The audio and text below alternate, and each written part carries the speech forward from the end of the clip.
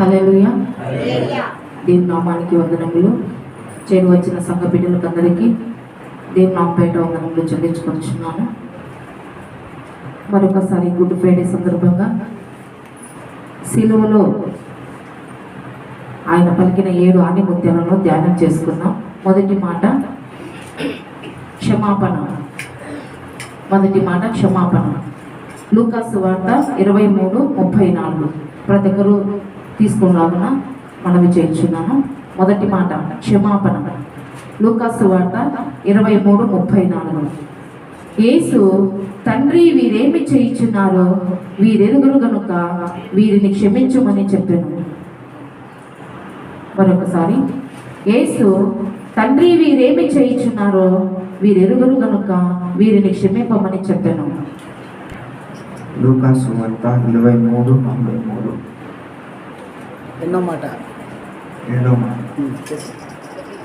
శిలువలో పలికిన రెండో మాట 23:43.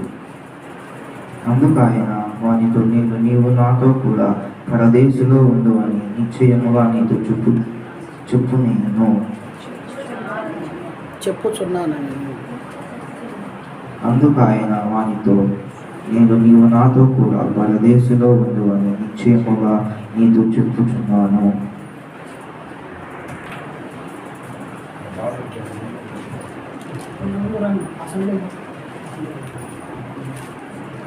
హల్లెలూయా. గుడ్ ఫ్రైడే అందరికీ శుభాకాంక్షలు.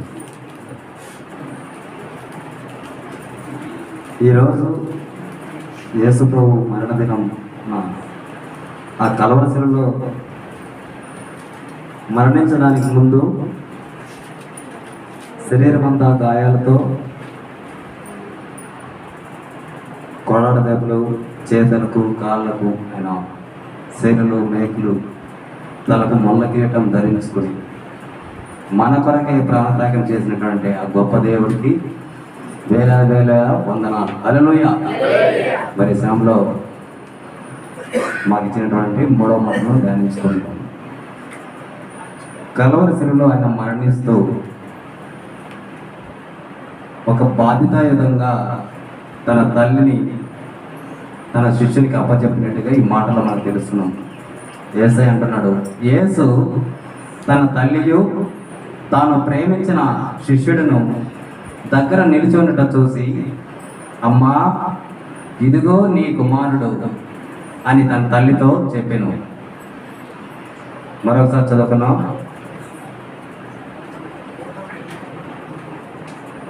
యోహాను సువార్త 19వ అధ్యాయము 26వ వచనంలో ఆ మాట ఉంటుంది. మరొకసారి చదువుకున్నాం.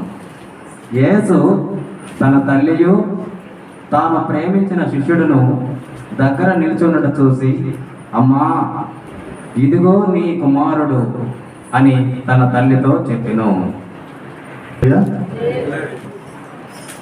ఈరోజు గుడ్ ఫ్రైడే సందర్భంగా మన దేవునికి మనమందరము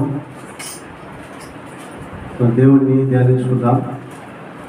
మత్తయి సువార్త 27వ అధ్యాయము 46వ వచనంలో చూసుకుంటే దేవుడు 4వ మాటగా ఈ విధంగా పలికాడు. ఇంచుమించు 3 గంటలప్పుడు యేసు, ఏలీ ఏలీ లామా సబక్తాని అని దగ్గరగా కేక వేసింది. ఆ మాటకు, నా దేవా నా దేవా నన్నెందుకు చెయ్యి విడిచితివి అని అర్థం. హల్లెలూయా. కూడి వచ్చిన మీ అందరికీ ప్రభువు పేరిట నా హృదయపూర్వక వందనాలు. కల్వరి శిలువలో యేసు ప్రభువు పలికిన 5వ మాట యోహాను సువార్త 19వ అధ్యాయము 28వ వచనం. అటు తరువాత సమస్తమును అప్పటికి సమాప్తమైనదని యేసు ఎరిగి లేఖనము నెరవేరునట్లు నేను దప్పికొనుచున్నానెను. మరొకసారి యేసు పలికిన 5వ మాట అటు తరువాత సమస్తమును అప్పటికి సమాప్తమైనదని యేసు ఎరిగి లేఖనము నెరవేరునట్లు నేను దప్పికొనుచున్నానెను.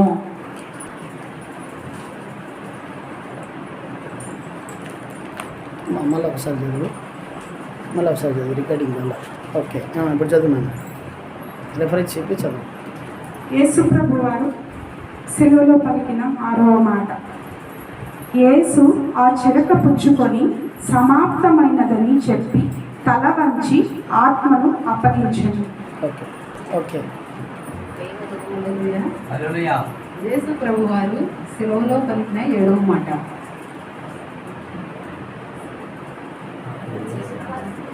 చెప్తారు లేదు.